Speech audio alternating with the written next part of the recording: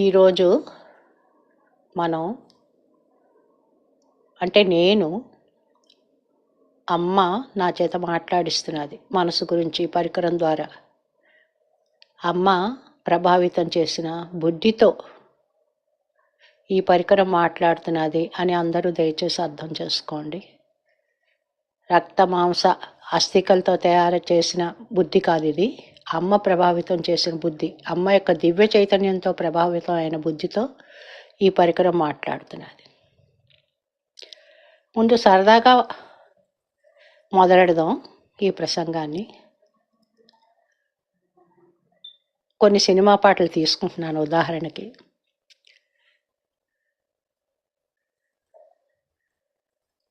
మనసు లేని దేవుడు మనిషికెందుకో మనసిచ్చాడు, మనసును మనసే మోసం చేస్తే కనులకెందుకో నీరిచ్చాడు అంటున్నాడు ఒక సినీ కవి.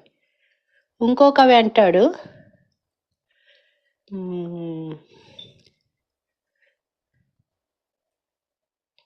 ఈ మనసు ఎందుకు ఇచ్చాడు పరమాత్ముడు అనేసి ఇతను వాపోతున్నాడు. ఇంకో కవి అంటాడు, మనసుకు మనసే శత్రువు అని ఇంకో కవి అంటాడు. ఇలాగా రకరకాల పోకడలు మనసు గురించి వ్యాఖ్యానాలు మనం వింటూ ఉంటాం. అసలు ఈ మనసు అంటే ఏమిటి? లౌకికంగా ఏమిటి అంటే ప్రాపంచికంగా ఏంటి, పారమార్థికంగా ఏంటి? దీని యొక్క ప్రాధాన్యత చాలా ముఖ్యం. లౌకికంగా మనం ఎదగాలన్నా ఈ మనసు, చాలామంది అంటారు మనసు పెట్టి పని చేయలేదు, మనసు పెట్టి పని చేయి, మనసు పెట్టి చదువు, ఇలా చెప్తారు. పారమార్థిక ఎదగాలంటే మనసును నియంత్రించుకోండి అంటారు. ఏమిటి మనసు అంటే ఏమిటి అసలు? కఠోపనిషత్తులో కొన్ని వాక్యాలు వస్తాయి. అందులో ఏమిటంటే, శరీరమేమో రథం అయితే, ఇంద్రియాలు గుర్రాలైతే, మనసు పగ్గం, ఆ పగ్గం బుద్ధి అనే రథసారథి నడపాలి అనేసి ఉంటుంది. ఈ మనసు ఏమిటి, బుద్ధి ఏమిటి, ఏమిటో చాలా గందరగోళంగా ఉంటుంది. ఇది పారమార్థికంగా మాట. అసలు ఈ మనసు అంటే ఏమిటి, ఉందా అసలు అనేసి డౌట్ వస్తూ ఉంటుంది చాలామందికి. అమ్మ ప్రేరేపించిన ఈ బుద్ధితో మాట్లాడుతున్నాను. జై శ్రీ మాతాజీ. ఏదైనా విషయాల్ని మనం అనుభవిస్తూ ఉంటే, విషయ సుఖాలను అనుభవిస్తుంటే, అంటే ఒక కళ్ళ ద్వారా ఒక మంచి దృశ్యం చూడడం, చెవుల ద్వారా ఓ మంచి పాఠమో ఒక పాటో ప్రవచనమో వినడం, ఇలాగా విషయాల్ని ఏది అనుభవిస్తుంది? హృదయం అనుభవిస్తుంది. ఇదివరకు కూడా ఒక ప్రసంగాల్లో, మాతాజీ ప్రసంగాల్లో మనం విన్నాము, భావోద్వేగాలకు లోనయ్యేది హృదయమే. హృదయంలోనే భావోద్వేగాలు కలుగుతాయి. సంతోషం ఏంటి, దుఃఖం ఏంటి, ఏదైనా హృదయంలోనే కలుగుతుంది. కాబట్టి హృదయంలో ఒక స్పందన అంటే ఒక వైబ్రేషన్, ఆ సంతోషం అవచ్చు దుఃఖం అవచ్చు కలుగుతుంది. కలిగాక అది ఒక ఆలోచన దాల్చుతుంది. ఆ వైబ్రేషన్ ఆలోచన దాల్చినప్పుడు, ఆలోచన లేదా కోరిక అనవచ్చు, దాల్చినప్పుడు అది మనసుగా మారుతుంది అంటారు. ఆ ఉద్వేగం, ఆ భావోద్వేగమై ఒక ఆలోచన తరంగం, ఒక ఇచ్ఛా తరంగం అనుకోండి, పోనీ ఏదైతేనే తరంగంగా తరంగం అంటే ఒక చిన్న అల, ఒక చిన్న అలాగా మారి సమస్య పోతే పర్లేదు. సముద్రంలో చిన్న అలలు వేస్తూ ఉంటుంది, పడిపోతుంది, పర్వాలేదు. అది ఉధృతమైన కెరటోన్ రూపం దాల్చితేనే ప్రమాదం. కెరటోన్ రూపం దాల్చింది అనుకోండి, అప్పుడు అది ఆ కోరిక తీసుకుందాం, ఒక కోరిక అది కెరటోన్ రూపం దాల్చింది అనుకోండి, అంటే ఉధృతమైంది అనుకోండి, అప్పుడు అది మంచిదైతే పర్వాలేదు, చెత్తదైతే బుద్ధి మనకి చెప్తూ ఉంటుంది అది చెత్తది, వద్దని. కానీ ఈ తరంగం, ఈ మనసు అనే తరంగం ఆ బుద్ధిని స్వాధీనపరిచేసుకుని ఓవర్కమ్ చేసేస్తుంది, దాన్ని స్వాధీనపరిచేసుకుని తన ఆధీనంలో పెట్టేసుకుని, అప్పుడు బుద్ధి కూడా నోరు మూసుకుని ఉండవలసి వస్తుంది. దాని వివేకాన్ని కోల్పోతుంది. బుద్ధి అంటే వివేకం అనుకోండి, అలాగమాట. కాబట్టి ఈ హృదయంలో కలిగే భావోద్వేగం ఆలోచన అనే తరంగం. కాబట్టి ఇది ఒక వాయువు. మనసు అన్నది చెప్పాలంటే ఒక ఆలోచన తరంగం, ఒక వాయు తరంగం. అందుకే మనకి ప్రాణాయామం చేస్తే వాయువుని అపానవాయువుని ప్రాణాయామంలో నియంత్రిస్తారు కదా, అప్పుడు మనస్సు ఆటోమేటిక్గా మన ప్రయత్నం లేకుండానే నియంత్రించబడుతుంది. అలాగే మనస్సును నియంత్రిస్తే ఆటోమేటిక్గా మనలో ఉన్న ప్రాణాపాన వాయువులు నియంత్రించబడతాయి. ఇప్పుడు అంటే ప్రాణాయామం చేసే వాళ్ళకేమో శ్వాస మీద ధ్యాస అని చెప్తారు, మనమేమో మనస్సును నిగ్రహిస్తూ ప్రాణాయామం చేస్తాం. రెండు ఇంటర్ కనెక్టెడ్ మాట, ఒకదానికోటి అనుసంధానింపబడి ఉంటాయి. కాబట్టి మనసు అనేది ఒక ఆలోచన తరంగం. అది ఉద్ధృత రూపం దాల్చి అది ఆ ఆలోచనని కార్యంలో పెట్టాలి అంటే బుద్ధిగా మారుతుంది మనస్సు. నిశ్చయ జ్ఞానం చేసుకుంటుంది. నాకు ఈ కోరిక కలిగింది, ఈ కోరికని నాకు ఒక చీర మీద కోరిక కలిగింది, సరే వెళ్తాను, షాప్కి వెళ్తాను, ఆ చీరని ఎలాగైనా కొంటాను అని ఒక నిశ్చయ జ్ఞానం బుద్ధిలో కలుగుతుంది. అది కార్యరూపం దాల్సింది. అంటే ఇచ్ఛాశక్తి క్రియాశక్తిగా మారుతుంది అన్నమాట, కార్యరూపం దాలుస్తుంది. ఇప్పుడు బుద్ధిగా మారింది. ఆ బుద్ధికి మనకు సరే వెళ్ళాము, చీర కొనుక్కున్నాం, తెచ్చుకున్నాం, ఎంజాయ్ చేస్తాం, అక్కడితో ఆగిపోలే. ఇంకా ఎంత బాగుందో ఎంత ఇదో అనేసి అప్పుడు ఆ చీర ఆవిడ కట్టుకోగా చూసి నేను ఇంకెవరైనా కనిపిస్తే ఈ చీర బాగుంది, చాలా బాగుంది నీ చీర, అల్లప్పుడు అలాంటి చీర కట్టుకున్నారు. ఇంకా నేను వెంటనే వెళ్ళిపోయాను అనుకో, షాప్కి వెళ్ళిపోయి ఆ చీర తెచ్చేసుకున్నాను అనుకో, అంతవరకు నాకు నిద్ర పట్టలేదు అనేసి అప్పుడెప్పుడుదో మనం కొనుక్కున్న చీర ముచ్చట మనం ఇంకోటితో షేర్ చేసుకుంటాం గొప్పగా. అంటే ఏమిటి, ఈ మనసు బుద్ధి అయిపోయింది, బుద్ధి నుండి చిత్తంగా చిత్తం అంటే ఏం లేదు, మన చెత్తబుట్ట అనుకోండి, చెత్తబుట్ట, అందులో మంచి చేరుతుంది చెడ్డ చేరుతుంది, అది వేరే విషయం. అంటే ఏంటి, జ్ఞాపకంగా వాసనగా మిగిలిపోతుంది. ఇలా మిగిలిపోయింది అనుకోండి, ఈ జ్ఞాపకాలు వాసనలే మరుజన్మకి దారి తీస్తాయి. కాబట్టి ఈ మనసు అనేది ఆలోచన తరంగాన్ని మనం ప్రారంభంలోనే నియంత్రించుకోవాలి. ఒక ఆలోచన రావచ్చు, సహజం వస్తుంది. ఏదైనా స్పందన అన్నదే హృదయానికి సహజ లక్షణం, స్పందిస్తాం, దాని ద్వారా ఒక ఆలోచన వస్తుంది. భావోద్వేగం ఒక ఆలోచన దాలుస్తుంది, ఒక కోరిక దాలుస్తుంది, అప్పుడు మనసు ఏర్పడుతుంది. కానీ అక్కడితో దాన్ని అరికట్టాలన్నమాట. అరికట్టకపోతే లేకపోతే భగవద్గీతలో గీతాచార్యులు అంటారు, ముందు ఒక ఆలోచన పుడుతుంది మనసులో, ఆ ఆలోచన అదే పదే నెమరు వేసుకుంటూ ఉంటే అది తీవ్రమైన కోరికగా మారుతుంది. ఆ కోరిక నెరవేరితే పర్వాలేదు, సంతోషం కలుగుతుంది. నెరవేరకపోతే క్రోధం కలుగుతుంది. క్రోధం వల్లేమో నువ్వు వివేకాన్ని కోల్పోతావు, వివేకం అంటే బుద్ధిని నష్టపోతావు, పూర్తిగా మనిషే నాశనం అవుతాడని ఆ స్టెప్ వైజ్ చెప్తారు గీతాచార్యులు భగవద్గీతలో. ఇది మనసు యొక్క లక్షణం అన్నమాట. తర్వాత అయితే ఈ మనసు ఎలా పుట్టింది అసలు, దీనికి ఇలా కానీ మనసు ఉండాలి. లౌకికంగా ఏంటి, పారమార్థికంగా ఏంటి, మనసు ఉండాలి. ఎందుకంటే ఈ మనసే బుద్ధిగా మారుతుందని చెప్పాను కదా, నిశ్చిత జ్ఞానం కలిగితే అది బుద్ధిగా మారుతుంది, అప్పుడు క్రియారూపం దాల్స్తుంది. ఎందుకంటే మనం భగవంతుని యొక్క ఆత్మజ్ఞానం, బ్రహ్మ విద్య లేదా నిర్మల విద్య తెలుసుకోవాలంటే బుద్ధే కావాలి. బుద్ధి లేకపోతే పారమార్థికంగా ఏంటి, లౌకికంగా ఏమిటి, ఈ మనసు బుద్ధి రూపం తాలిస్తే గాని మనం క్రియలో పెట్టలేం. ఈ బుద్ధి కావాలి, బుద్ధి ద్వారానే మనసును మనం ప్రభావితం అవ్వగలం. కాబట్టి మనం మాతాజీ యొక్క స్పీచ్లో కూడా విన్నాము, కుండల్ని మాత జాగృత అయి అన్ని చక్రాల ద్వారా ప్రయాణించి అన్ని చక్రాలని శుద్ధిపరుస్తూ సహస్రారం చేరుతుంది కదా. సహస్రంలో చేరి సదాశివుడు యోగ నిద్రలో ఉంటాడు, అతన్ని మేల్కొల్పినప్పుడు సదాశివుడు లేచి తన ప్రతిబింబమైన ప్రతి వ్యక్తిలో ప్రతిబింబంగా ఉన్నాడు కదా, ఆత్మరూపంలో అతను ప్రతిబింబాన్ని ప్రభావితం చేస్తాడు అని చెప్పింది. అప్పుడు ఈ ప్రతిబింబం ఈ ఆత్మరూపంగా ఉన్న ప్రతిబింబ రూపంలో ఉన్న ఆత్మేమో బుద్ధిని ఎన్లైటన్ చేస్తుంది అని. అందుకే మన ఆజ్ఞాచక్రంలో ఒక ప్రేయర్ కూడా తీసుకుంటాం, అమ్మ శ్రీమాతాజీ మీరు నా బుద్ధి అందు, నా మెదడి అందు నిలవండి, ఈ బుద్ధిని సంపూర్ణంగా మీరు స్వాధీనపరుచుకుని మీ యొక్క దివ్యజ్ఞానంతో నడిపించండి అని ప్రార్థిస్తాం.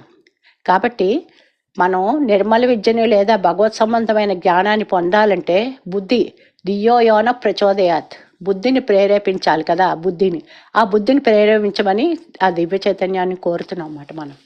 కాబట్టి బుద్ధి చాలా ఇంపార్టెంట్. ఆ బుద్ధి అంటే ఏంటి, మనసు యొక్క ఇంకో మార్పు రూపాంతరమే కదా బుద్ధి. కాబట్టి మనసు ఇలా ఈ రకంగా మనకి ఇలాగ వాడుకోవచ్చు. ఏదైనా సరే సవ్యంగా వాడుకుంటే, ఇప్పుడు విద్యుత్ శక్తి చూడండి, అది మనం తడి చేతులతో తడి వీటితో కరెంటు పుట్టుకుంటే షాక్ కొడుతుంది. అదే కరెంటు మనకి ఫ్యాన్గా హాయిని కలిగిస్తుంది, టీవీని చూపిస్తుంది, మానసికంగా శారీరకంగా కూడా ఎంతో హాయిని కలిగిస్తుంది. అదే ఏదైనా మనం ఉపయోగించుకునే రీతిలో ఉపయోగించుకోవాలి. ఉపయోగించుకుంటే అవి చక్కగా పనిచేస్తాయి అన్నమాట.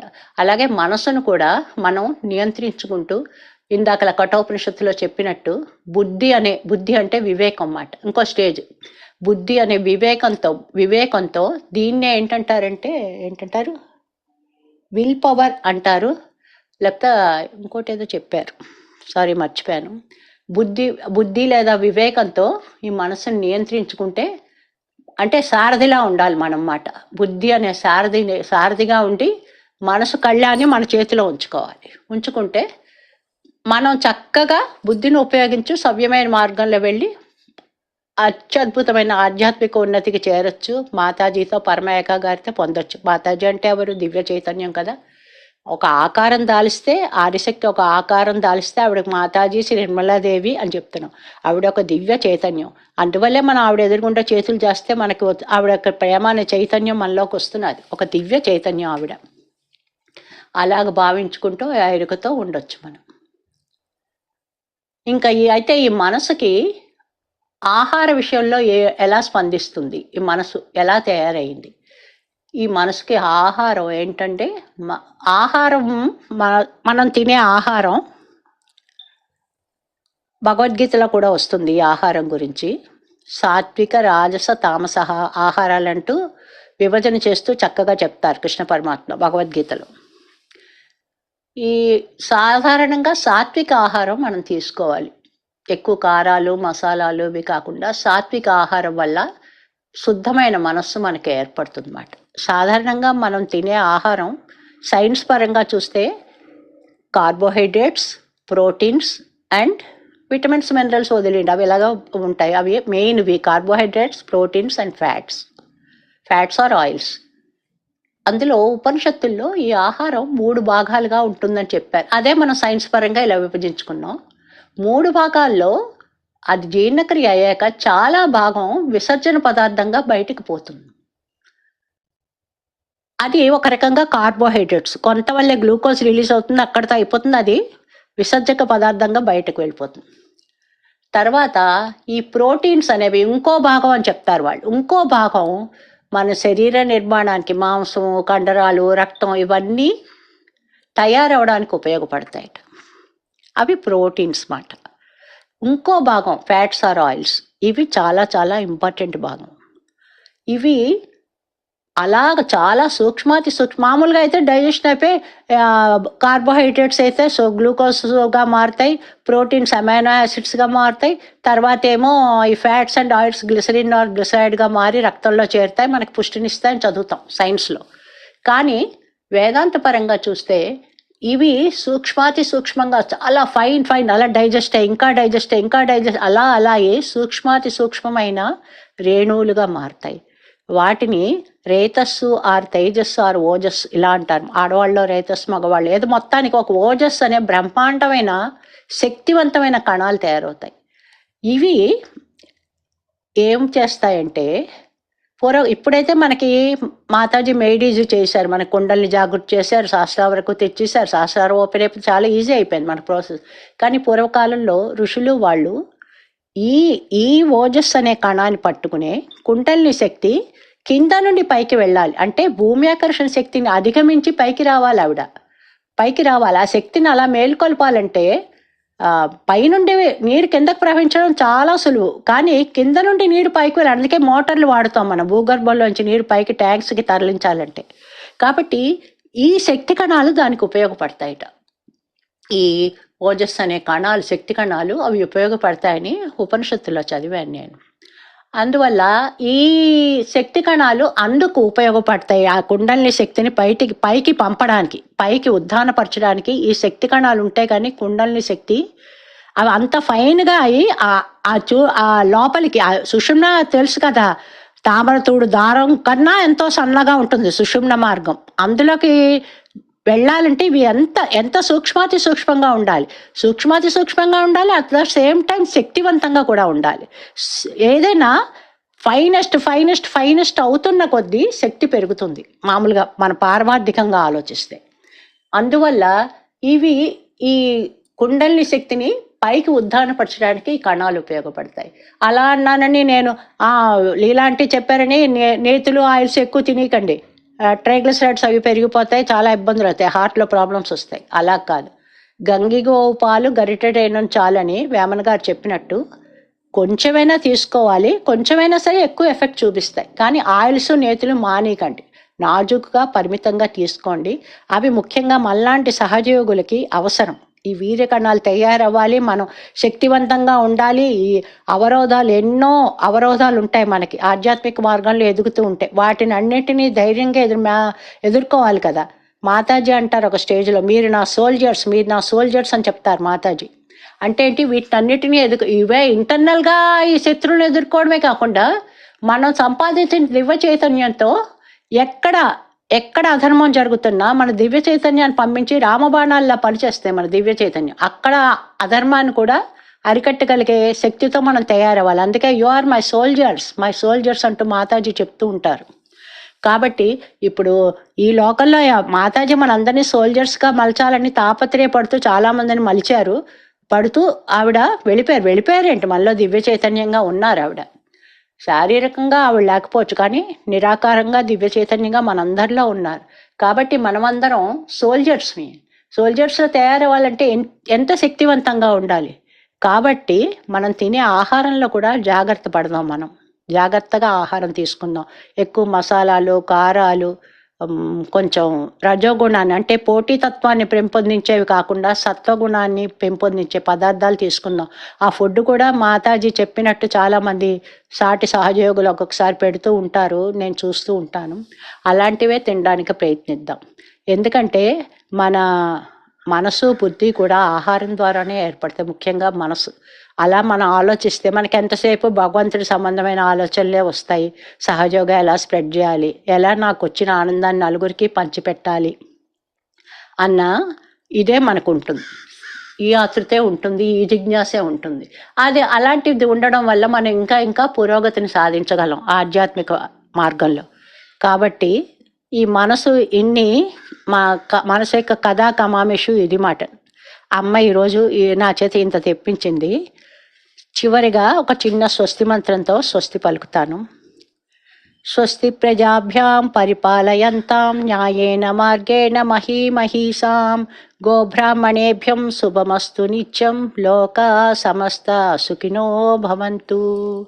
సర్వే జనాం సుఖినో భవంతు, లోకా సమస్త సుఖినో భవంతు, సమస్త సన్మంగళాన్ భవంతు. స్వస్తి. ఇప్పుడు ఈ స్వస్తి మంత్రంలో కూడా చిన్న విశ్లేషణ చేసి ముగిస్తాను. గోబ్రాహ్మణేభ్యం శుభమస్తు నిత్యం. ఇక్కడ బ్రాహ్మణులు అంటే బ్రాహ్మణ జాతి అని అనుకోకండి. బ్రాహ్మణులు అంటే బ్రహ్మజ్ఞానం కలిగిన మనలాంటి వాళ్ళు, బ్రహ్మజ్ఞానాన్ని అనుభూతి చెందుతున్న వాళ్ళని అర్థం చేసుకోండి. బ్రహ్మజ్ఞానం కలిగిన వాళ్ళు బ్రాహ్మలు, అంతేకాని పుట్టుకతో బ్రాహ్మణుల గురించి నేను చెప్పటం లేదు.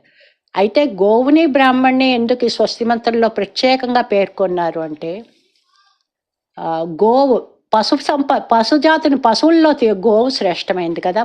గోవులో సమస్త దేవతలు కొలువై ఉన్నారని మనకి తెలుసు, అందుకే గోవుని పూజిస్తాం మనం. అలాగే అందువల్ల పశువుల్లో శ్రేష్టమైనది అంటే భగవంతుడు యొక్క విభూతి అంటే మహిమ పశువుల్లో ఎక్కువగా గోవులో మనకు కనిపిస్తుంది. ఆ గోవు ఒక రకమైన సత్వగుణంతో ఉంటుంది మిగిలిన జంతువుల కన్నా. అలాగే మనుషుల్లో బ్రహ్మజ్ఞానం కలిగిన వాళ్ళు, వీళ్ళిద్దరూ కూడా లోక కళ్యాణానికి, గోవు తనకు తెలియకుండానే లోక కళ్యాణానికి ఉపయోగపడుతుంది, అలాగే బ్రహ్మజ్ఞానం కూడా లోక కళ్యాణానికి ఉపయోగపడతాడు. ఇప్పుడు గోమాత యొక్క ఏంటంటే గోగవ్యం అంటారు. అంటే ఏమిటి, గోమాత ఇచ్చే పాలు, తద్వారా వచ్చే పెరుగు, వెన్న, నెయ్యి, తర్వాత గోమూత్రం, తర్వాత ఆవు యొక్క పేడ, ఇవన్నీ కూడా మనకి యజ్ఞయాగాదుల్లో చాలా పవిత్రంగా ఉపయోగించుకుంటూ ఉంటాం. అలాగా మన యజ్ఞయాగాదుల్లో ఉపయోగపడితే ఆ యజ్ఞయాగాదులు ఎందుకు చేస్తాం, లోక కళ్యాణం కోసం కదా చేస్తారు. అలాగ గోమాత మనకి సహకరిస్తే తనకి తెలియకుండానే. అలాగే బ్రహ్మజ్ఞాని కూడా తన కోసం తను పాటుపడడు, లోక కళ్యాణం కోసం పాటుపడతాడు అన్నమాట. అందువల్ల ఈ స్వస్తి మంత్రంలో కూడా ఎంత చూడండి మన పూర్వీకులు ఎంత ఇదిగా చెప్పారో. అది విపరీత అర్థాలు తీసే వాళ్ళకి విపరీతంగా అనిపించవచ్చు. ఆ బ్రాహ్మణుల్ని చేస్తూ మహర్షులు కూడా వీళ్ళు ఇదే కదా కాదు. అది లోపలి దాని అంతరార్థం గ్రహించి మనం మసులుకోవాలి, వివేకాన్ని ఉపయోగించుకోవాలి. ఉట్టినే పైపైన వ్యాఖ్యానాలు చేయడానికి మనం మామూలు మనుషులం కాదు, మనం అందరం సహజయోగులం. అపారమైన వివేకం ఇచ్చింది. ధియో యోన ప్రచోదయ టైపులో మన బుద్ధిని తన యొక్క దివ్య చైతన్యంతో అమ్మ ప్రభావితం చేస్తున్నది. కాబట్టి వినదగుని ఎవ్వరు చెప్పినా అంటే వినొచ్చు, అన్ని విషయాలు వినొచ్చు. అందులోని అంతరార్థాన్ని వివేకంగా తెలుసుకొని ఆచరణలో పెట్టాలి. అందువల్ల ఇంతటితో ముగిస్తున్నాను. అమ్మ ఈ పరికరాన్ని ఇంతవరకే వాడుకుంది ప్రస్తుతానికి. తర్వాత అమ్మ ఎలా ప్రేరేపిస్తే అలా మీ ముందుకు వస్తాను, అమ్మ ప్రేరేపణ వాక్కులతో. జై శ్రీ మాతాజీ.